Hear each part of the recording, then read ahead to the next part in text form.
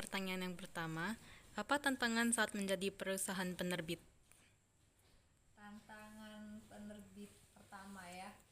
Waktu itu kita masih kesulitan yang tadi Ibu infokan, sejarah berdirinya Askia. Kita masih nginduk ke penerbit lain, jadi kita masih Lini waktu itu ikut DK Publishing.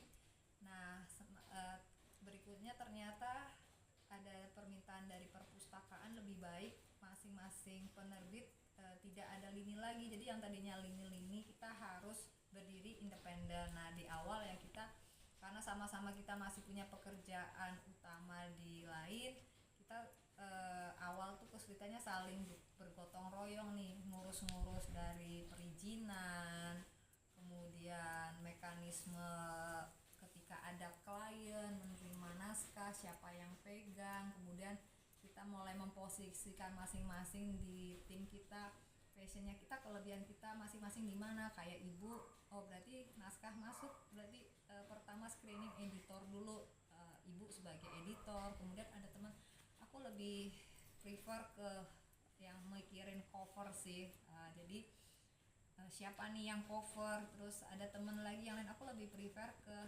ngurusin dari Word jadi konsep buku layout. Jadi di awal tuh kita masih saling meraba sih. Kesulitan di awal itu aja, tapi seiring jalan kita beberapa kali dapat klien, akhirnya kita pun bisa saling menyeimbangkan ya, di tim internal kita saling tektokan.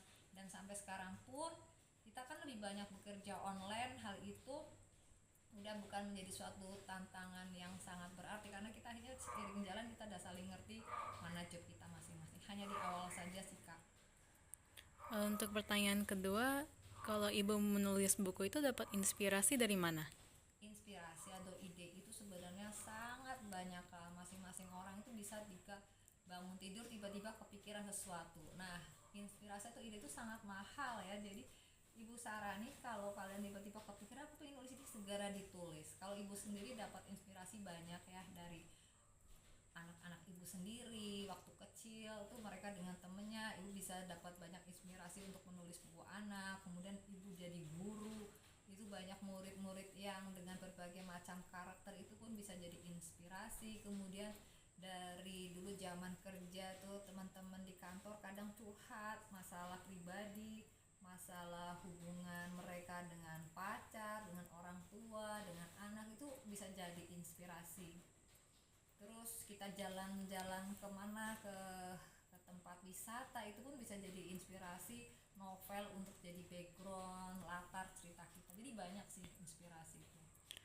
Oh ya, untuk pertanyaan terakhir, karena kan Ibu itu penulis buku ya, apa tips-tips untuk membuat alur cerita untuk buku?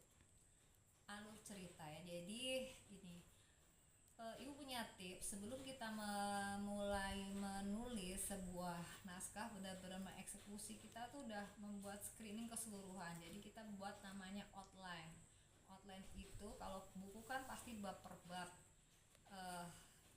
Sebelum outline ada sinopsis dulu. Jadi sinopsis itu jadi bisa pengenalan cerita kita, kemudian konfliknya apa sih yang akan ditimbulkan, kemudian kita udah punya solusi. Nah, dari itu kita sinopsis yang kita buat kita breakdown menjadi sebuah outline dalam bab per bab. Nah, kalau kita udah nge-breakdown bab per bab sampai bab terakhir, jadi sebenarnya di pikiran kita itu kita udah punya gambaran keseluruhan, hanya kita tinggal eksekusi secara detail waktu menulisnya. Jadi sebenarnya yaitu adanya outline, kita benar-benar bisa menyelesaikan sebuah naskah buku, nggak melewati apa kemarin namanya block writers ya kalau udah ada outline Oh gitu. iya, itu aja pertanyaannya. Terima kasih ya. Sama